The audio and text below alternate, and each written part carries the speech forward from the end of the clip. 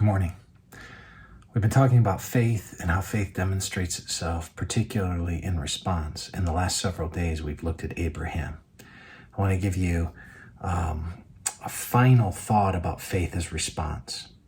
And this comes from Hebrews 11, verse 10. Now, we've looked at 8, 9, and we need to see 10, but let's read all. We'll read 8 and 9, and then we'll get to verse 10. By faith, Abraham obeyed when he was called to go out to a place that he was to receive as an inheritance, and he went out, not knowing where he was going. By faith,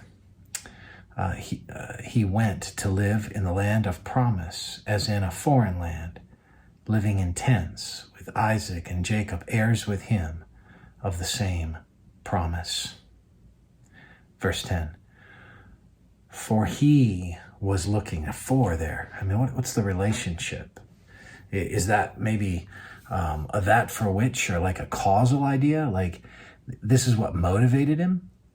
He was looking forward to the city that has foundations, whose designer and builder is God. Faith looks forward, right? Faith looks forward expectantly. Let's just summarize.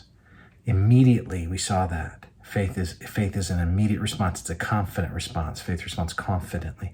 It's a sacrificial. Faith responds sacrificially. And finally, faith responds expectantly. It looks forward to see what God has in the future.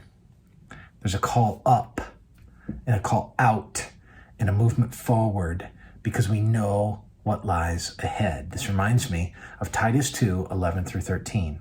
For the grace of God has appeared, bringing salvation for all people, training us to renounce ungodliness and worldly passions and to live self-controlled, upright, and godly lives in the present age. But here's verse 13 is the kicker, waiting for our blessed hope, the appearing of the glory of our great God and Savior, Jesus Christ. I've said before, I think, on these thoughts for the day, that Luther had, he said, 2 days on his calendar, today and that day. I love that. Today and that day.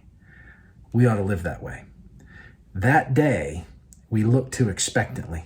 We look to expectantly at the return of Christ. We look expectantly for the reconciliation of all things. We look expectantly for his victory. We look expectantly for sin to be gone from us. We look expectantly to shed this fallenness. And that gives life to today. Faith looks forward to a city in that way whose designer and builder is God. So, you feel like you're under it? Okay. Faith looks beyond what you're under to see what one day will be. And sometimes that's encouragement enough for what you're going through. May the Lord bless you today.